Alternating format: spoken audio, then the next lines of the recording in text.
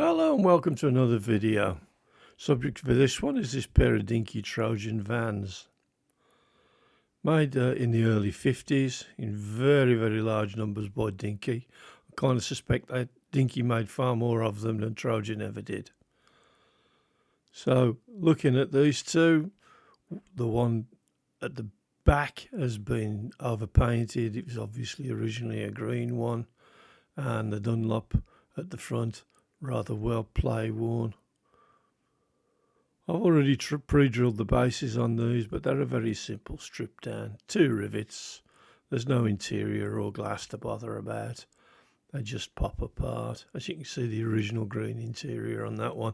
I'm not sure whether that would have made it a Sidrax or the Chivers Jelly version.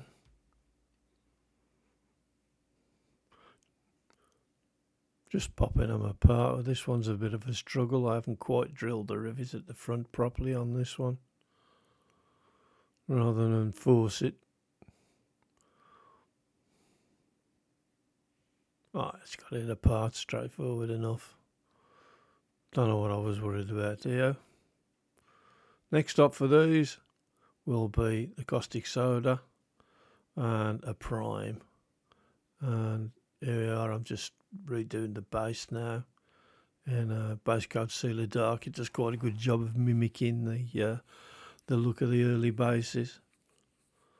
Colour the wheels afterwards separately. There's the first one up now, which I'm just doing the inside and giving it a nice coat of green. This I think is a nitro leaf green. Nice colour. Nitro paint goes on quite well. I tend to reduce it a little bit with Kratex 4011 reducer. It helps the flow. Onto the red one now, and another Kratex paint. Carmine red, I believe this one is, semi-opaque carmine red. This suits the colour of it quite well. A little bit pinky, but overall quite a nice cover. Just catching the little bits on the bottom of the sills. And another coat on that side. It's a little bit pitted on that side, so I put more paint on than I usually do, try and fill in the pitting a little bit. We're talking about toys that are best part of 60 years old and more now, so I suppose they're entitled to look a little bit craggy. Just a last coat on the roof now. Just make sure it's nice and even. And onto a little bit of detailing. I'm chroming the bumper, part chroming the radiator grille on there, not the whole thing, and the headlights. This is slightly speeded up because it's a very slow part of the process, as you would probably know.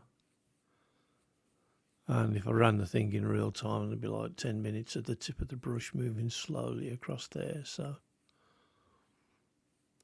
speed it a little bit for the benefit of keeping the video flowing.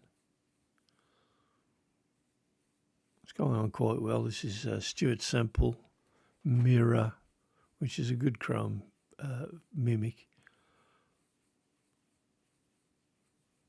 Slow drying, as I've said before, but I've never been dissatisfied with the finish. Unfortunately, I was a little bit in front of myself with this one, so I'd got time for it to dry out thoroughly. Later on, I will drop a little bit of glossy accent into the recesses. It's a glue that dries clear and quite hard, and does quite a good job of mimicking glass lenses.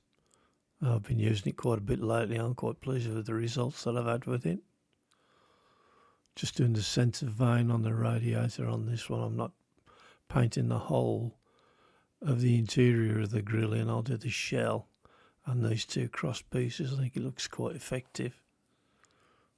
A little bit better than just painting the whole thing silver, and it's just too bright at the front then, too much chrome in one place, I think.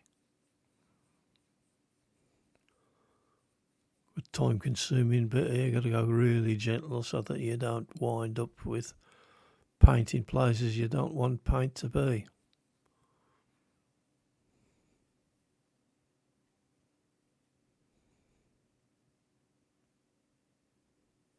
A smallish brush and just take your time. It's the only thing that I can recommend.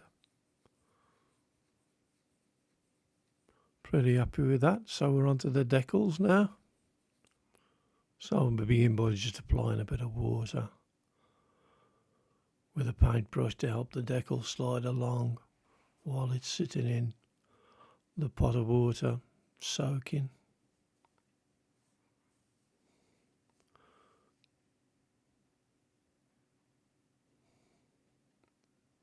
I don't know why I'm being quite so fussy. I'm going to wipe all the water away in a minute, but still.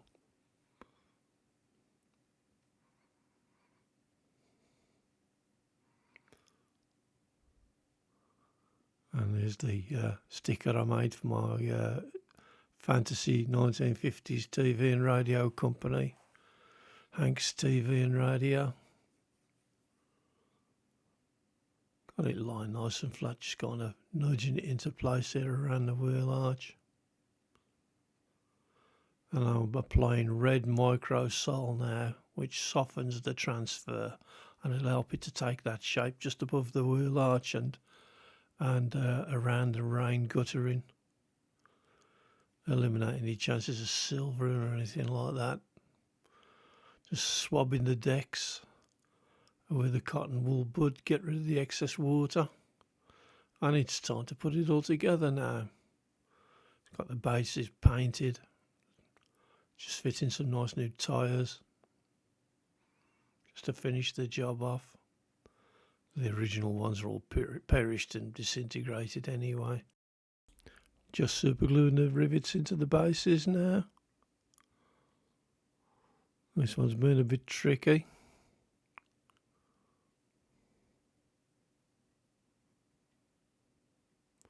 And it's turned turtle on me, so I've got to give it a quick wipe off and try again.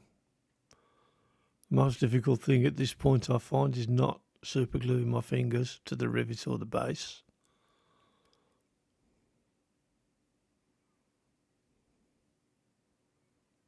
Oh, in she goes. So I'll just hit it with the zip kicker now to set the super glue off. And we'll be ready for the reveal.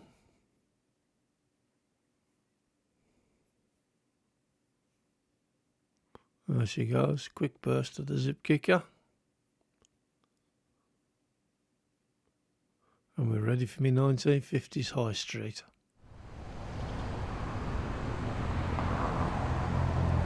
And there's the boys, busy doing what they're best at, delivering TVs and jellies.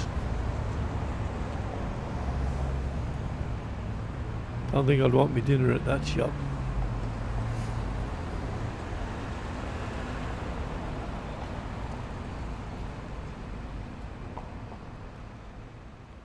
And a quick closer look now on the turnstile.